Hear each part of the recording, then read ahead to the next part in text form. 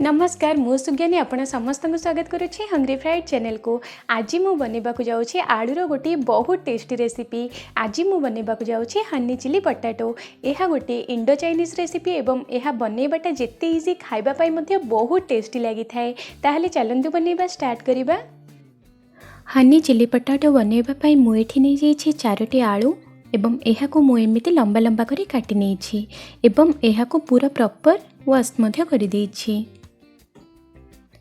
एबे मु प्रथमे एठी पानी को गरम करि नेछि एवं सेथिरे ऐड करि दोछि काटिक रखिथिबा आलू को। आमे प्रथमे यह को 50% सिझे दबा। एबे मु एठी ऐड करि दोछि लूण स्वाद अनुसार। एबे मु यह को टिके घांटे दे कि 1-2 मिनट जाए कुक करि दोछि। एठी आमे आलू को केवल 50% जाए ही कुक करिबा। तो मोर 2 मिनट हो सारी एवं मोर आलू मध्य 50% कुक हो सारी। एबे मु यह को काढ़ी नेउछि। आपण माने देखंतु मु एही आलू को काढ़ी देछि एवं टिके ठंडा मध्य कर देछि। एबे मु एठी ऐड करि दोछि चाउल चूना 2 टेबल स्पून।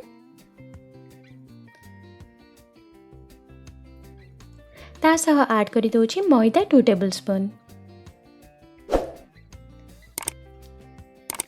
एबे मु यहाँ को भल भाव मिक्स कर देउछि। आपण माने देखंतु मु यहाँ को केउ भली भाव कोट करूछि। आपण माने मध्य सही भली भाव करिवे। एबे मु गोटे मिक्सिंग बाउल रे नै जाउछि 4 टेबल स्पून मैदा। आपण जेतिकी मैदा नेबे सेतिकी चाउल चूना मध्य नेबे। एबे मु एठी ऐड कर देउछि 4 टेबल स्पून चाउल चूना। एठी मु 4 टेबल स्पून मैदा एवं 4 टेबल स्पून चाउल चूना नेछि। एबे मु एठी ऐड करि देली लूण स्वाद अनुसार। ता सह ऐड करि दोछि किछि गोलमरीच गुंड। एबे मु यहाँ को भल भाव मिक्स करि दोछि। आपण माने देखंतु मु यहाँ को मिक्स करि देलेनी। एबे मु एठी पानी ऐड करि दोछि एवं एहार गोटे स्मूथ थिक कंसिस्टेंसी रे गोटे बैटर प्रिपेयर करि दोछि।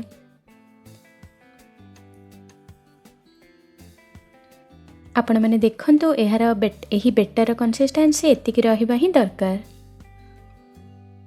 तो हमर बेटर बनिकी रेडी होई गला। एबे मु एठी ऐड करि दोछि कोट करिकि रखिथिबा आलू गुडी को।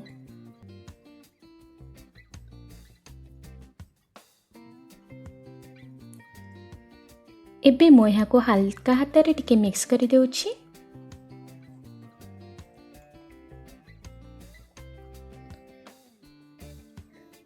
ताहले चलंतु आमे आलू को छाणी नबा।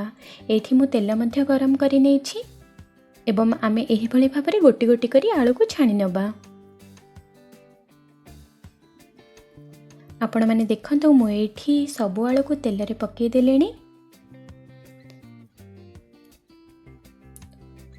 एबे आमे यहा को क्रंची क्रिस्पी हबा जाय 2-3 मिनट जाय भल भाबरे कुक करि दबा।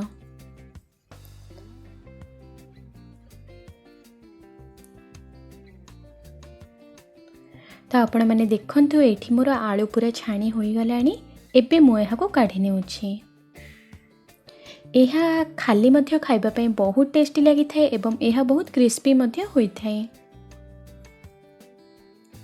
आपण चाहिले चाउल चूना जगह कॉर्नफ्लोर कि अरारोट मध्य यूज करि परिबे। एबे मु एठी गोटी कड़े नै जाउछि। सेथिरे ऐड करि देली 1 टेबल स्पून तेल। ता सह ऐड करि दोछि काटिक रखिथिबा किछि रसुण एवं गोटी कंचा लंका को एवं एहा को टिके भाजी दोछि। एबे मु एठी ऐड करि दोछि 1 टेबल स्पून राशि एवं एहा को मध्य मु टिके भाजी दोछि।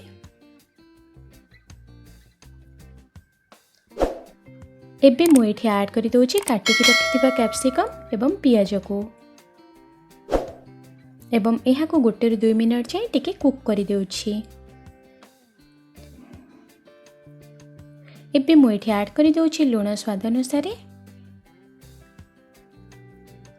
एवं एहा को पुणी थरे टिके मिक्स करि दोछि।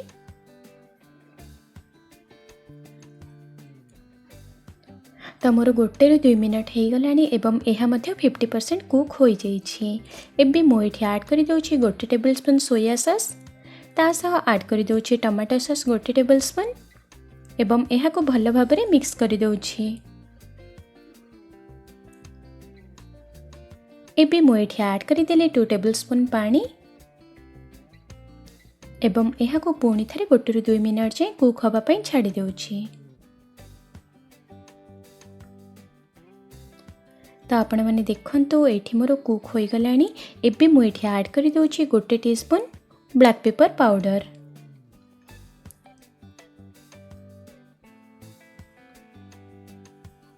एबे मु ये ऐड कर दूची कॉर्नफ्लोर पानी।